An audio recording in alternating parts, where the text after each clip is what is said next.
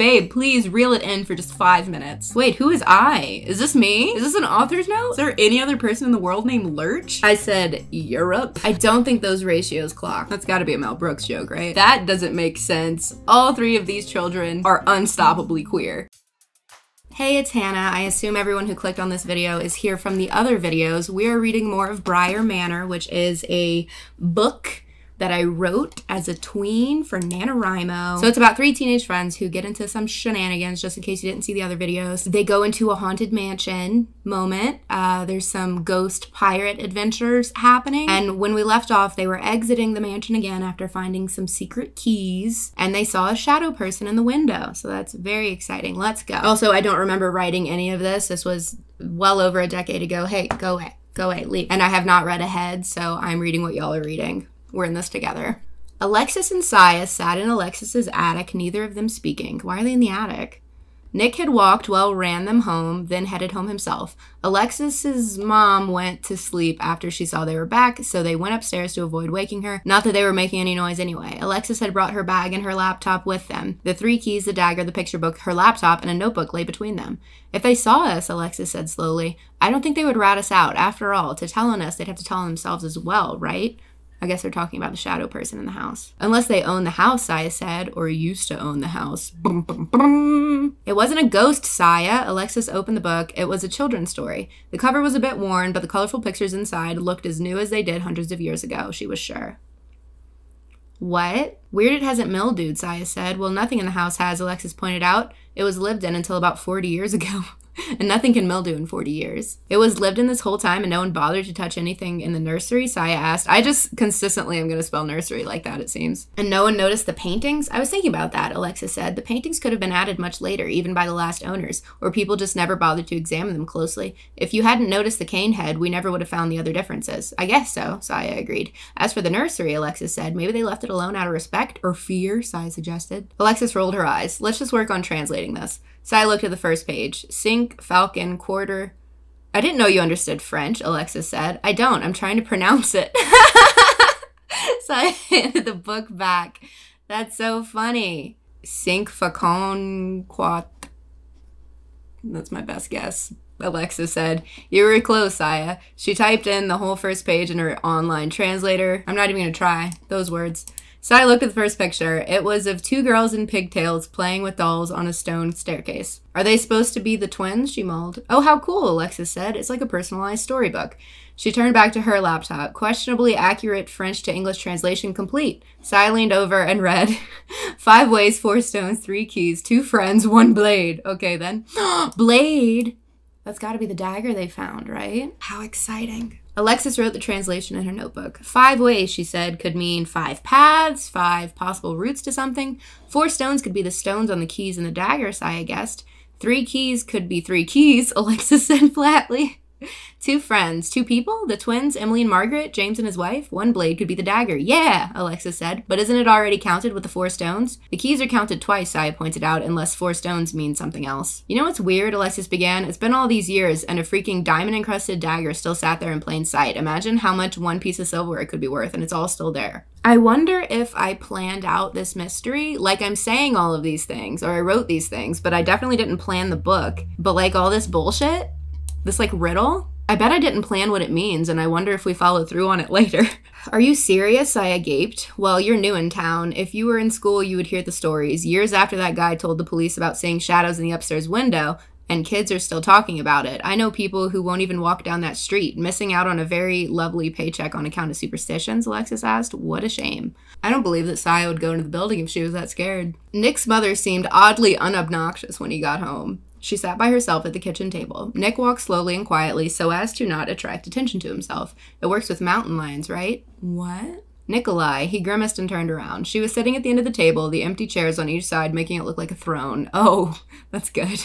The throne of a dictator, condemning innocent souls. There was a pile of pamphlets sitting in front of her. Nick, we need to talk. Pamphlets are never a good sign. Nick, we need to talk, she said, indicating to the chair next to her, He begrudgingly sat. By we need to talk, I'm assuming you need to talk. He is so sassy. Don't be a brat. She pushed a pamphlet to him. I want you to know more about the school we're sending you to, then maybe you'll understand a little bit better. Nikolai sighed and took the paper. The title read, Iliandros School for Boys.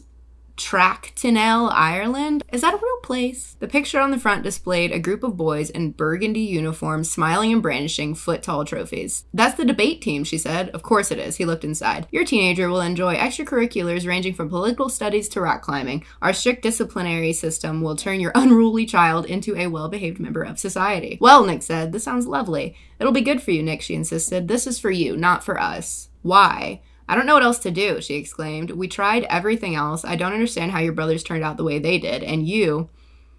Rude. Nick pushed his chair out and walked away. Nick, I didn't mean it like that, she said. Come back. He turned to her. You can send me away from my family, away from my friends, away from my school, away from my life. I don't care. I really don't care anymore. His mom sighed. We're leaving in 3 weeks, at the start of the new semester. Your father and I will stay for a few days until you're settled. Great, Nick said, walking up the stairs. It was 3:43 in the morning. Saya and Alexis were looking at the notebook full of translations. Saya read them aloud for the 15th time, trying to make sense of it. 5 ways, 4 stones, 3 keys, 2 friends, 1 blade. Here lies opal. 4 in the ground, 3 under shade. 14 years it took for a lady and a knave. Clock strikes 12 near a shallow grave. Why does it rhyme in English? 7 seas no rest. Elijah shall never be saved. Also, how did they get that in French? Alexis hummed. What? Saya said. It's written in French, she said, but it rhymes in English. Okay, at least I didn't leave that hanging. Weird. Saya looked at the poem again. Maybe it was originally in English. They had it translated and put into a children's book. Why? To hide it? What did the numbers mean? Alexis pointed to each number. 5, 4, 3, 2, 1, 4, 3, 14, 12, 7. I wonder if each number coincides with the pictures on the page. They're so quick. If that's really it, Saya's a genius. Saya flipped back through the book. The first line was on a page with the twins playing on the staircase. The opal line was a picture of a fresh grave under a big maple tree with a horse and buggy driving off into the distance. 14 years it took near a shallow grave was a picture of a frozen pond in winter with a strange symbol carved into the ice. 7 seas, no rest, Elijah shall never be saved was an overturned canoe on the bank of a lake, a little girl lying next to it in a pool of blood. I'm not gonna lie, that's kind of metal. This is the weirdest kid's book I've ever seen, Alexis muttered. Saya was still poring over the pictures. Wrong poring. Look at the last one. Alexis leaned closer. Yeah, that's weird. The name is Elijah, but the kid is a girl. Look at the girl's hand, she pointed. She's holding something. Alexis dug through her bag for a magnifying glass and handed it to Saya. It's a bracelet, she said, or a necklace, or just a chain with jewels. What kind of jewels? Alexis asked excitedly. A blue one, green one, red one, and I guess a diamond, Saya guessed. Topaz, emerald, ruby. Alexis picked up the coinciding keys in turn, and diamond for the dagger. I think we're getting somewhere. So yes, this is all very convenient. They're both very smart and correct at all times, but I'm also incredibly intrigued. Nick walked through the halls of his boarding school. Students shoved past him, and teachers yelled for them to slow down.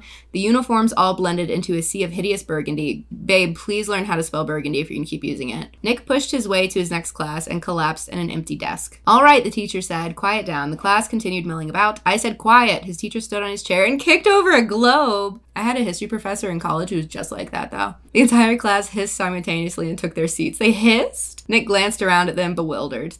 True. That's better, the class stepped down. I am Mr. Davids, and this is stupid class number 4. What school is he at? Wait, a boarding school. Is he already in boarding school? Maybe this is a dream. That's better, the teacher stepped down. I am Mr. Davids, and this is stupid class number 4. Nick gaped at Mr. Davids. Mr. Davids turned to him. Nikolai Alice, correct? The whole class laughed. Nick stuttered, yeah. Nikolai Alice is eloquent, Mr. Davids said. He climbed back on his chair, then jumped to his desk. Can anyone guess some of Nikolai Alice's favorite things to do? Okay, this has to be a dream sequence. Be a screw-up, a boy piped up behind him. Correct. Mr. Davids produced a small puppy from his desk drawer and tossed it to the boy who had spoken. Anyone else?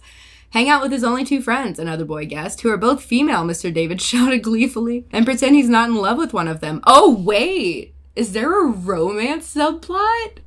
That doesn't make sense. All 3 of these children are unstoppably queer. You're on a roll, Mr. Davids threw a dachshund and a cocker spaniel. What? Nick was utterly confused. Nick, guess what? Mr. Davids leapt from his own desk to Nick's. Nick jumped back. Nick, Mr. Davids yelled in his face. Nick, hey, Nick. Nick, wake up. His mother was shaking him by the shoulders. He jerked awake. That's kind of a fun dream. Breakfast is ready, she said. She turned on his lamp and walked out. Nick squinted at his alarm clock, 5:24 a.m. He sat up and rubbed his face. I'm never eating chocolate bacon before I go to sleep again. Nick, are you good? The 3 weeks had passed. Nick had been spending all his free time with Saya and Alexis. They all carried on as usual, pretended he wasn't leaving the country for 5 months. None of them felt entirely compelled to enter the manor again, so that mystery sat stagnant. Alexis easily convinced her mother to let her go with Nick's family to his new school. Saya's father only agreed after he'd been thoroughly convinced by Nick's parents that there would be adult supervision 24/7. Wait, Saya said, we're going to Northern Ireland? How did you manage to miss that? Nick hefted his suitcase into his car. I thought it was England, she said. Aw, Alexis said sympathetically. No British boys for you. Northern Ireland is part of Britain, Alexis, I said annoyed. No, Alexis said it isn't. Yes, it is. No, England is Britain. The terms aren't synonymous, Alexis. Britain is comprised of several countries. England, Wales, Scotland. Saya, Nick said, chill out. Her ignorance is painful for me. Saya is like every American girl on Tumblr in 2012. It's painful for us all, Nick patted Saya's shoulder consolingly. Well, Alexis said, your faces are painful for me. They're just all so snippy. Nick stood on the curb and raised his arms. And Comeback of the Year award goes to, Saya beat out a drum roll on her thighs. Alexis Nicole Leon. He pointed to Alexis with both hands. Alexis crossed her arms. May your cat eat you and may the devil eat your cat. I think that's Irish, isn't it? That's new. Nick stepped down from the curb to help his mother lift a duffel bag into the trunk. His mom relinquished the bag and turned to them. You guys ready to go? She asked, smiling. I'm not excited to get to the Ireland scenes, to be honest. I have a feeling they're going to be bad. I think I need to say goodbye first, Alexis said. She turned around and face planted into the grass. Oh, Nick's yard, how we will miss you, she petted the lawn. Alexis has to be falling off of something or just falling directly onto her face, at least every other scene. All right, she shook her head and walked back inside.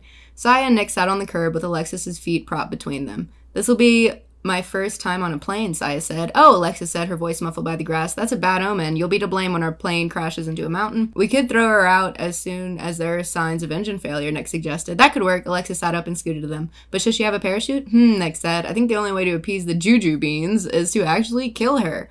Alexis nodded. No parachute. Nick laughed and dropped his arm around Alexis's shoulder. It'll be fun, Saya. Don't be scared. Alexis put her arm around Saya's shoulder and yanked them all backwards. They laid on their backs and stared up at the trees. Guess this will be the last time for a while we can lay in the dirt and stare blankly into the sky, Saya said. Oh no, Alexis said. What if we start being productive? I might actually get my homework done on time, Saya said. That's depressing. I never get my homework done on time, Alexis said. Saya looked at her. You don't get homework. I know, Alexis giggled. I hate your guts, Saya said. I'm gonna miss you guys, Nick sighed. I feel like the way that their dialogue is, I must have been being influenced by some kind of media.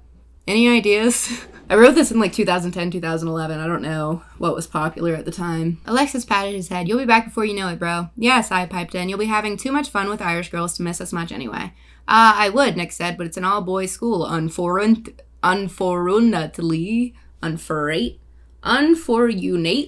And you enjoy adhering to rules, Alexis said. Indeed I do. Mrs. Elton walked down their porch steps, giving last-minute instructions to Dennis. Mom, Nick won't be here, Dennis was saying. I don't think you need to remind me to lock up the leaf blower. Guess you're right, she sighed. I just don't want to have to replace the neighbor's windows again. That was one time, Nick said. I think once was enough, Dennis laughed. It's like everything must be kooky. There are no breaks. Nick's dad followed him outside, carrying his own suitcase. They piled into the car, Alexis between Nick and Saya in the backseat. All right, Mrs. Elton said. It's a 4-hour drive to the airport. Everyone good? Yep, Alexis and Saya said. I don't want to go to boarding school, Nick said. Okay, let's get going. She pulled out of the driveway. Alexis tapped her on the shoulder. I have to pee. No rest for the kooky. Saya shut her eyes and pretended she was in a really loud car full of people, suspended miles in the air with nothing below it. Look, Alexis shouted gleefully. Ducks. She was pointing out of the window at a formation of ducks flying below them. Shut up, Alexis, Saya whined, dropping her head between her knees.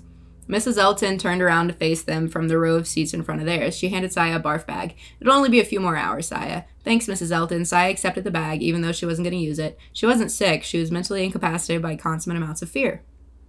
That could be sick. She gripped the arms of her chair and tried to concentrate on her shoelaces. What is the point of shoelaces? To loosen and tighten for removal of an application of shoes. Wouldn't stationary rubber bands do the same job credibly? Then shoelaces would be rendered trivial. But, she mused, then again, you can't adjust rubber bands. What if you needed your shoes looser to stow something? A Snickers bar, for instance. Who would put a Snickers bar in their shoe? That's disgusting. Babe, if that's how you cope, that's how you cope. Alexis still peered through the window at the tiny homes and buildings below. She felt like a giraffe looking down at a village occupied by hamsters.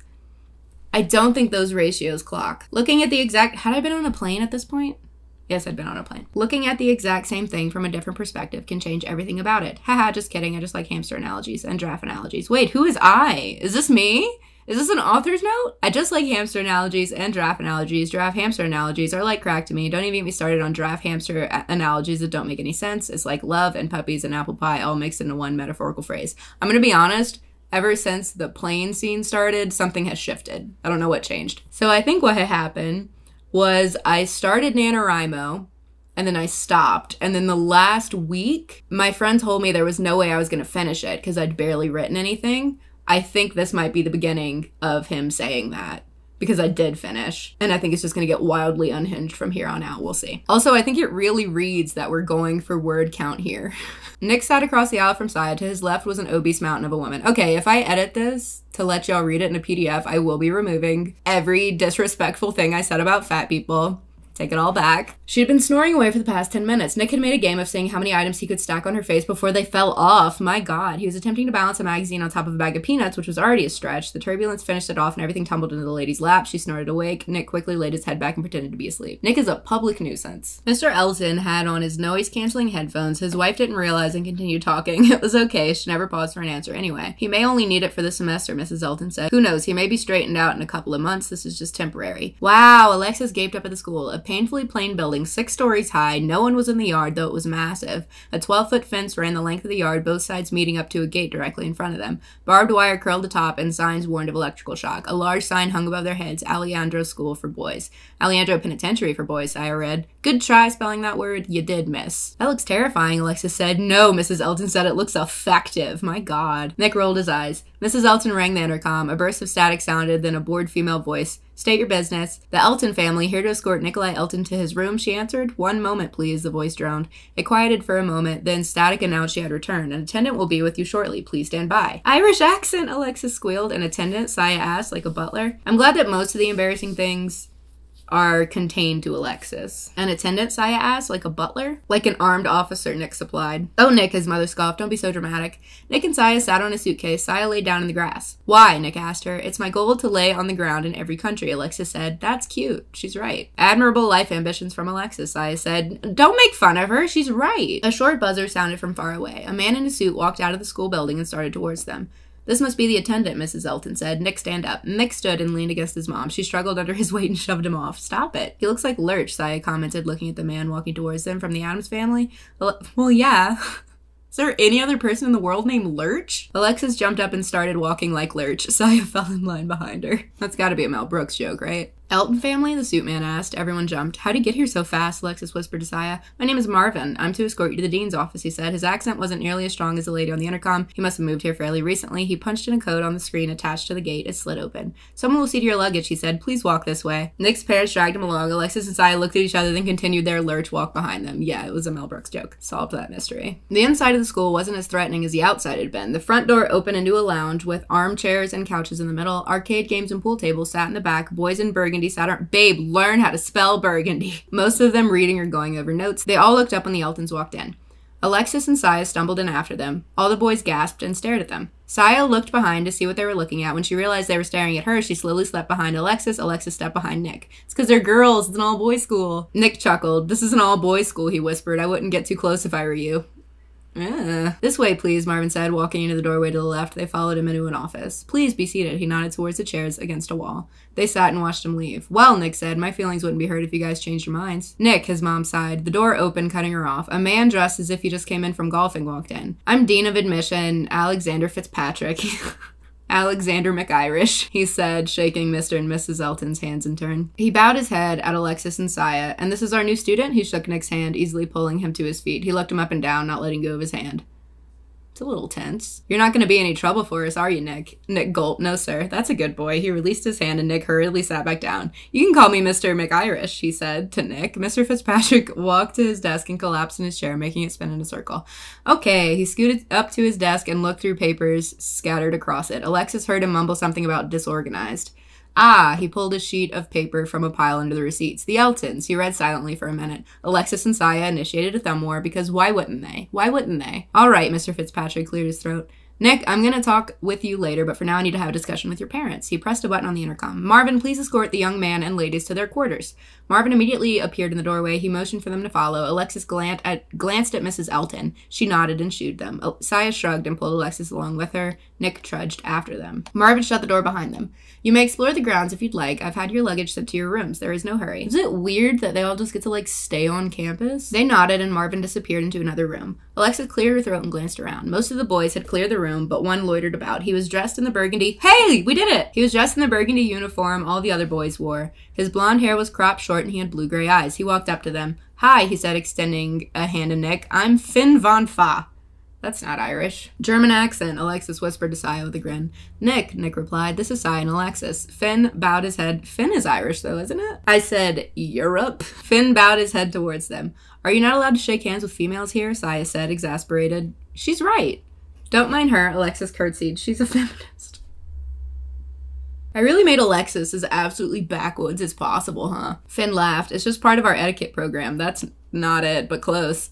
They're really old-fashioned here. So, Nick said, can you show us around? It'd be my pleasure. Finn offered an arm to Sai and Alexis. They looped arms with him and walked towards the door at the end of the room. Is that etiquette? Nick walked behind them. There aren't many Americans here, Finn commented. Plus you, the American boy ratio is 6 to 379. You know the number of students off the top of your head? Nick asked. I am pretty good with remembering numbers. Finn released the girls to open the door. He stepped aside and let them go through first. This is the hallway, he said, closing the door behind them. And here you can see the floor beneath you. There are also walls and this fascinating table that holds an intercom. He stood in front of the table and stared at it. That is amazing, Alexis said. She pat the table. Finn laughed. No one ever plays along. I know, right? Alexis said. Oh my god, Alexis found a weird friend. Good for her. Right, Nick said. Can we continue? Nick is in love with Alexis, isn't he? That's not right. The way Nick is not a heterosexual is not even a joke. Alexis is probably bi, but Nick is not. If you insist, Finn sighed. I'm afraid this is the school at its best, though, the hallway. Finn pushed through a metal door and sunshine poured in. The courtyard, Finn said, holding the door open. Saya, Alexis, and Nick walked out. This is where PE, most science classes, and recess are held. They have PE and recess? You get recess? Nick asked. Hour-long recess. I feel like that's not what they would call it in the UK. Finn replied, we are here all day, every day, you know. Alexis walked further into the courtyard. It looked like something out of a storybook. Stones paved the ground around them, but further off there were trees and grass and flowers. The fountain in front of her must have been 20 feet high. The stone fairy atop it poured water from a vase. Stone bunnies and squirrels sat at her feet watching the water flow. Alexis dipped her hand in the water pooling into the giant bowl at the bottom. It was big enough to swim in. I bet she swims in it. Alexis leaned forward and read the plaque fastened to the base of the fountain. More Opal. Wait. 4, 3. Wait.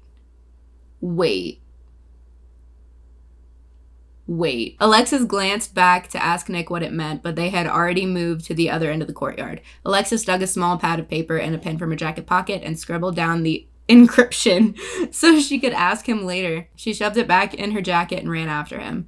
She reached the others just as the bell rang. That'll be the sophomores, I think you call them, Finn asked. We just called them second years. What grade were you in back home, Nick? 11th, Nick replied. Would that make me a third year? Indeed it would. Finn waved as a group of boys filed into the courtyard. Alexis and Saya got more doe-eyed stares. This is a little more than unnerving, Saya muttered. They'll compose themselves quickly, Finn said. Look, he was right. Each boy gaped for a second, then quickly glanced away and resumed walking. We have leprosy, Alexis shouted gleefully. Babe, please reel it in for just 5 minutes. What did that accomplish? Saya asked. Alexis thought for a moment, then shrugged. What are they playing? Nick asked Finn. A group of second years were setting up for a game in a small field at the far end of the courtyard. Cricket, Finn said. You want to join? Sure. Nick followed Finn to the field. Can I play? Alexis called after them. Finn turned around. Do you want to? Alexis grinned and nodded. Finn motioned for her to follow them, and she skipped after him. I'll stay here, Saya said. She sat on a bench beneath a tree and watched a squirrel skittering through the branches. Do you know the rules? Finn asked Nick and Alexis. Nope, they chorused. That's okay. It's a lot like American baseball. They reached the field. Am I gonna explain cricket? They reached the field, and Finn addressed the group of boys. Guys, this is Nick and this is Alexis. The boys all nodded to them, most avoiding eye contact with Alexis. They're gonna play with us today, Finn added. He grabbed something that looked like a flat baseball bat. This is the bat. Can I hold it? Finn handed her the bat. Alexis will be one of the batsmen. Yay, Alexis rocked the bat like a baby. Jesus. All right, Finn said. Toby and Francois,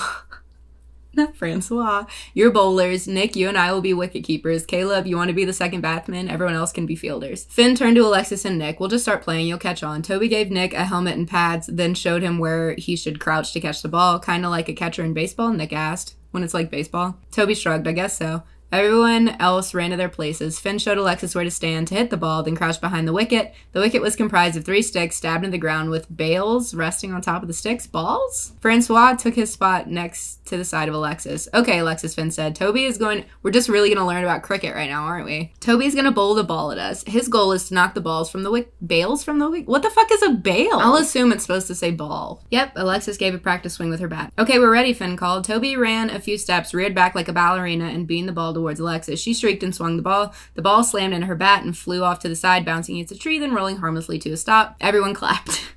Alexis raised her arms above her head victoriously. How did you manage to hit it with your eyes closed? Nick asked. Nice going, Alexis, Saya called. Can I hit it again? Alexis asked Finn, bouncing on her toes. Sure, Finn laughed and retrieved the ball. He threw it back to Toby. Ready? Toby asked. Yep. Alexis held her bat up. Toby bowled harder this time. Alexis actually watched the ball and hit it as hard as she could. The ball and bat met with a loud crack. They watched the ball fly towards Saya. Saya, duck, Alexis shouted. Where? Saya looked around for a duck. The ball slammed into her head and she collapsed to the ground.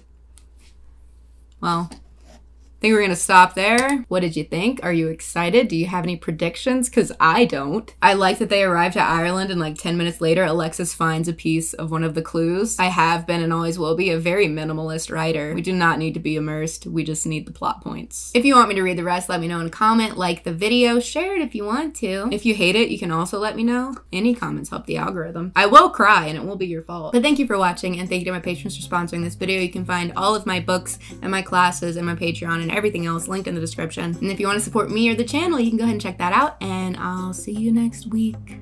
Goodbye.